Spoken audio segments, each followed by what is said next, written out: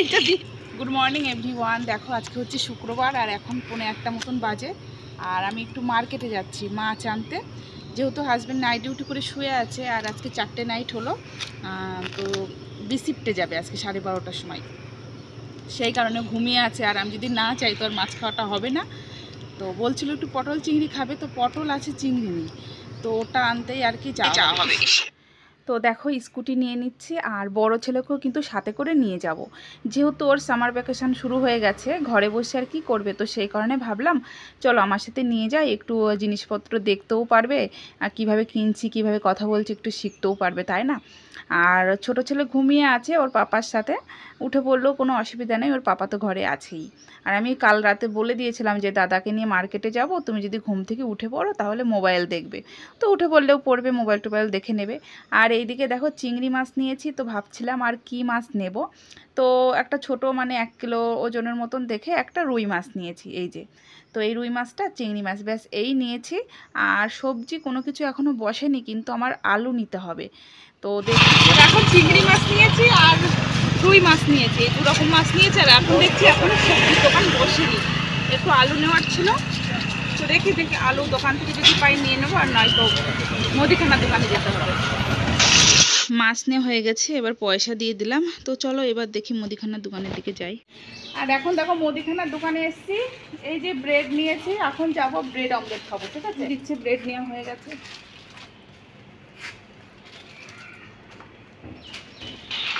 তো দেখো ঘরে চলে এসেছি, এখন কিন্তু খুব একটা বেলা হয়নি, 8:30 বাজে, তাও যে কি গরম কি বলবো। তো চলো মাছ টাছগুলো সব কিছু ঢেলে নিই। তো এই দেখো চিংড়ি মাছ, আর চিংড়ি মাছটা কিন্তু বেশ তাজা ছিল, এখানে কিন্তু মাছ খুব একটা তাজা পাওয়া যায় না, তো তবুও দেখছি আজকে আমার ভাগ্যটা ভালো, তাজা পেয়েছি। আর এই যে রুই মাছ নিয়েছি, আর রুই মাছের মধ্যে একটু ডিম ছিল, ব্যাস এটুকুই। তো চলো জামা কাপড়টা ছেড়ে নিই, এখন টিফিনও বানাতে হবে। আর এই যে ডিম নিয়ে এসেছিলাম, ডিম ব্রেড আর একটু আলু নিয়ে এসেছি মুদিখানার দোকান থেকে, কেন কি বাজার এখনও বসেই নি, এখানে বাজার একটু অনেকটা লেটেই বসে। আর আমি যেহেতু একটু তাড়াতাড়ি গেছি, কেন কি আমার রান্নাবান্না করতে হবে, ওর আবার 12:30টার মধ্যে খেয়ে দিয়ে বেরিয়ে পড়বে ডিউটির জন্য, তো সেই কারণে আর রান্নাবান্নাটা আমার 11টার মধ্যে কমপ্লিট করতেই হবে, যেহেতু গরমকাল ঠান্ডা হবে, সেই কারণে তাড়াহুড়ো করে চলে এসেছি।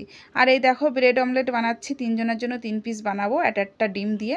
তো এই যে অমলেট বানিয়ে ওর উপরে ব্রেড দিয়েই ব্যাস হয়ে যাবে।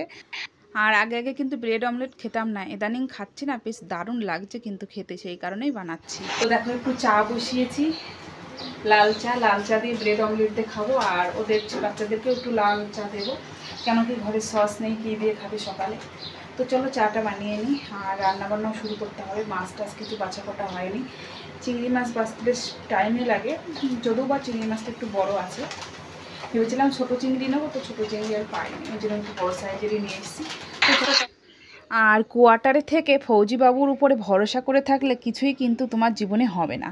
কেন এই কথাটা বলেছি বলো তো, এই দেখো এই যে ফৌজিবাবুর ডিউটি মানে বুঝতেই পারছো, এখন যেহেতু ইলেকশন পার্টি ইলেকশনে গেছে, সেই কারণে 12 ঘন্টা ডিউটি প্রায় দিনই হচ্ছে।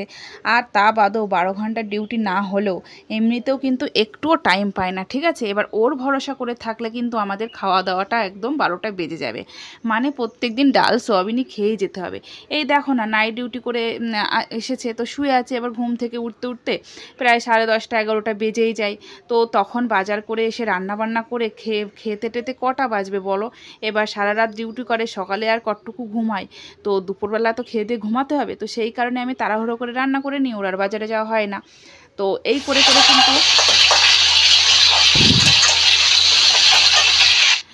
করে করে কিন্তু আমাদের মাছ টাছ কিছুই খাওয়া হয় না বেশিরভাগ দিনেই। তো সেই কারণে বাইরে থাকতে হলে, ফৌজিবাবুর সাথে কোয়ার্টারে থাকতে হলে না নিজেকে চঞ্চল হতে হবে। আর সত্যি কথা বলতে শুধু খাওয়া দাওয়ার জন্য না, এমনি তো নিজেকে চঞ্চল হতে হবে, তবেই তুমি কোয়ার্টারে থাকতে পারবে। আর নয়তো কিন্তু তোমার দেখো আজকে আমি এই যে স্কুটি চালাতে পারতাম না, আমি কিন্তু এখানে এসে স্কুটি চালানো শিখেছি, তো সেই কারণে দেখো আজকে আমি মাছ আনতে পারলাম। কালকেও বলছিল যে একটু চিংড়ি পটল খেতে ইচ্ছা করছে, তো জানেও না কিন্তু যে আমি বাজারে যাব বা মাছ আনবো, তো ঘুম থেকে উঠে কিন্তু দেখে ও খুশি হয়ে যাবে যে মাছ বানিয়েছি, তাই না।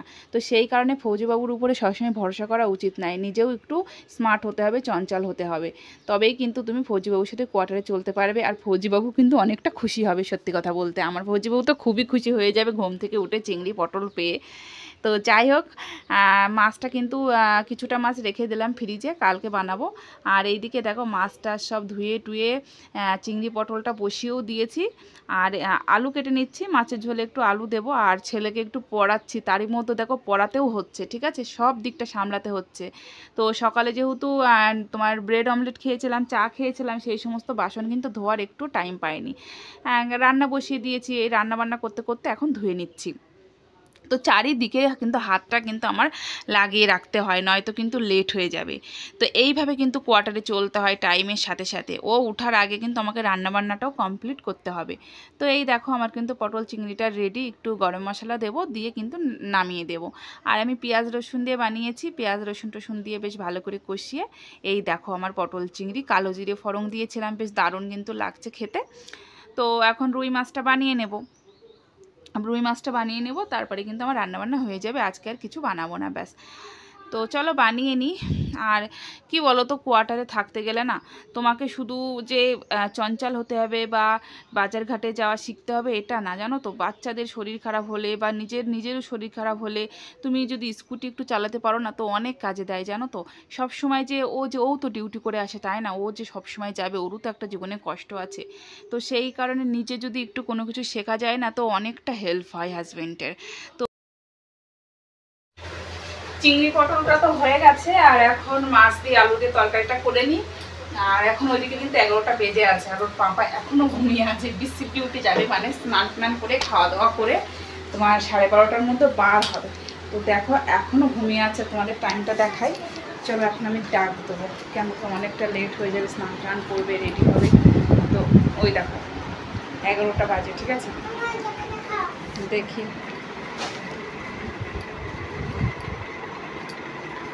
কই, হ্যাঁ 11টা বাজে।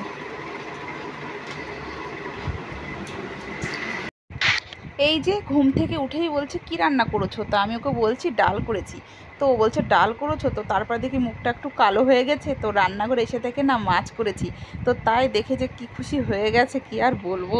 তা বলছে তাহলে একটু চাটনি বানিয়ে দাও না। তো আমি ভেবেছিলাম পটল চিংড়ি আর মাছের ঝোল করেছি, আর কিছু বানাবো না। তো আবার যতক্ষণ বললো, তো দেখো চাটনি বসিয়েছি, তেলের উপরে কাজু কিশমিশ তেজপাতা সমস্ত কিছু দিয়ে একটু ভেজে নিয়ে, তো আমটা দিয়ে দেখো একটু নাড়াচাড়া করে নিয়েছি। আর এখন গুড় আর চিনি দু রকমই দিয়ে দিলাম, দিয়ে এটা হতে থাকুক, চাটনিটা হতে থাকুক। আর ওই দিকে আমার দুই ছেলে কি করেছে, ঘর দৌড়টা দেখো। সকালে পড়াশুনো করতে বসে নাকি ঘর দৌড়টা নোংরা করতে বসে আমি জানি না। আমি কিন্তু সকালে যখন বাজারে গিয়েছিলাম আজকে, আমি ঘর দৌড় ঝাড়ু লাগিয়ে পোছা লাগিয়ে ঘর দৌড় গুছিয়ে তবে গেছিলাম। তো দেখো কি অবস্থাটা না করেছিল। তো গুছিয়ে গাছি দিয়ে দেখো এদিকে আবার চাটনিটা হয়ে গেছে। তো সেই কারণে আরও তাড়াহুড়ো করে চলে এলাম চাটনিটা নামাতে, কেন কি শুকিয়ে গেলে আবার নিচে ধরে যাবে, তাই না। আর অনেক দিন পর আজকে কাজু কিশমিশ দিয়ে কিন্তু চাটনি বানিয়েছি। তো দেখো আমার কিন্তু রান্নাবান্না সব হয়ে গেছে, পটল চিংড়ি আর এই যে মাছের ডিম, মাছ আলু টালু দিয়ে একটা ঝোল, আর সাথে আমের চাটনি। তো ওর পাপাকে খেতেও দিয়ে দেবো, এখন কিন্তু বেশ অনেকটা টাইম হয়ে গেছে, স্নান টান সব কমপ্লিট। ছোটো ছেলের আর ওর পাপার একসাথে দিয়ে দেবো খেতে। তো ওরা খাক, আর আমার এখনও স্নান টান হয়নি, ও ডিউটিতে চলে যাবে, তারপরে স্নান করব। আর দেখো ছোটো ছেলের ভাত দিয়েছিলাম কিন্তু ও খেলো না, বলছে খিদে নেই। তো সেই কারণে প্লেট দিয়ে আবার ঢেকে রাখলাম। আর ওর পাপার ডিউটির জন্য একটু ভাজা মুড়ি আর জলের বোতল দিয়ে দিচ্ছি, যেহেতু এই যে এখন খেয়ে যাচ্ছে 12টা 10-15 বাজে, আর ঘরে ফিরতে ফিরতে কিন্তু প্রায় 9:45-10টা হয়ে যায়। তো সেই কারণে একটু ভাজা মুড়ি দিয়ে দিলাম, বিকালের দিকে খেয়ে নেবে। আর যদি কোনো কাছাকাছি ডিউটি পড়ে, যদি ক্যান্টিন থাকে, তাহলে ক্যান্টিন থেকে তো খাবার নিয়ে নেবে, তাহলে তো ভাজা মুড়ি আর খাওয়া লাগবে না। ভাজা মুড়িটা এমনি দিয়ে রাখি, যদি ক্যান্টিন পরে নিয়ে নেয়, না পড়লে ভাজা মুড়ি খেয়ে নেয়। তো যাই হোক, ও খাচ্ছে খাক। আর এই ভেতরের ঘরটাও গোছাতে চলে এলাম, কেন কি ওই যে ঘুমিয়েছিল, ঘুম থেকে উঠলো, এই উঠার পরে তারপরে তো গোছাবো, তাই না। বেডশিটটাও একটু চেঞ্জ করে নিচ্ছি, কেননা এই বেডশিটটায় এত পরিমাণে কালার লাগিয়েছে, মানে চারিদিকের কালার ছিল। তো কালকে ভেবেছিলাম তুলবো, কালকে আর হয়নি। তো সেই কারণে আজকে ভাবছি এখনই তুলে নিই, আর স্নান টান করবো, তখন ভিজিয়ে দেবো। তো দেখো এই ঘরটাও ভালো করে গুছিয়ে গাছিয়ে নিলাম, মানে কাজ করছি আর চারিদিকে দৌড়াচ্ছি, ঠিক আছে। মানে কষ্ট কিন্তু হয়, তবুও কী করব বলো, একা হাতে সমস্ত কিছু করতে তো হবেই, কিচ্ছু করার নেই। আর সবথেকে বড় কথা, এই দুই ছেলে না যতদিন বড় হবে ততদিন মানে কাজের শেষ নেই। তো দেখো এই যে বই খাতার জায়গাটা কতটা নোংরা দেখতে পারছো তোমরা, মানে এটা যে কতবার কতবার করে গোছাই আর কতবার যে ঠিক করি তার নয় তো ঠিক। তো দেখো যাই হোক মোটামুটি চলার মতন করে গুছিয়েছি। কি গরম লাগছে সত্যি। তো এই এসে দেখি যে হাজব্যান্ড রেডি, খেয়ে দিয়ে ডিউটিতে যাবে। তো সে আস্তে আস্তে প্রায় 10টা। তো চলো ও ডিউটিতে যাক, আমিও জামা কাপড় কাচবো, ধোবো, স্নান করব, আর পাচ্ছি না। তো স্নান টান করে এসে তোমাদের সাথে পারলে আবার কথা বলবো। আর এখন বিকালবেলা দেখো মা আর ছেলে চা, এই যে আমি চা নিয়ে বসেছি আর ওকে দুধ দিয়েছি তোমার কমপ্লেন দিয়ে। আর বড় ছেলে গেছে তোমার হচ্ছে খেলা করতে, ও দুধ খেয়ে চলে গেছে, কেন কি পুরো অনেকটা লেটে আসে, প্রায় 7টার পরে আসে। ওই জন্য আমি বললাম যে তারা দুধটা খেয়েই যা। আর ও তো ডিউটিতে গেছে, আস্তে আস্তে 9:30 বেজে যাবে, 9:30। তো সেই কারণে মানে না থাকলে আমি জানো তো চা বা কফি কিছুই খাই না, ও যেদিন থাকে সেদিনই খাওয়া হয়। আর আজকে ভাবলাম চলো একটু মানে মনে হচ্ছে যে কিছু খাই মনে হচ্ছে, তো সেই কারণেই আর কি একটু চা বানিয়েছি। বিস্কিট কেন নিয়েছো? শিগগিরই উঠাও, 2 পিস নেবে। এখন থাক, আমি পরে উঠিয়ে দেবো, থাক হাতে না থাক। আর আমার ভিডিওগুলো কেমন লাগছে অবশ্যই কমেন্টে জানিও। সেই যে সকালে বাজার করেছি, তারপরে ফটাফট রান্না করেছি, মানে বাজার করা প্লাস রান্না করা দুটো একসাথে করা কিন্তু সত্যিই কষ্টের ব্যাপার। আর এখানে কিন্তু বাজারটা বেশ অনেকটাই দূরে, তো সেই কারণে আরও অসুবিধা হয়ে যায়। কাছে হলে তো কোনো অসুবিধা হয় না, চট করে গেলাম নিয়ে চলে এলাম, সেটা তো হয় না। তো চলো কি আর বলবো, আজকের ব্লগটা এখানেই শেষ করছি। আর আমার ব্লগগুলো যদি ভালো লাগে তো প্লিজ আমার পাশে থেকে সাথে প্লিজ কমেন্ট করে জানিও, ঠিক আছে? তো চলো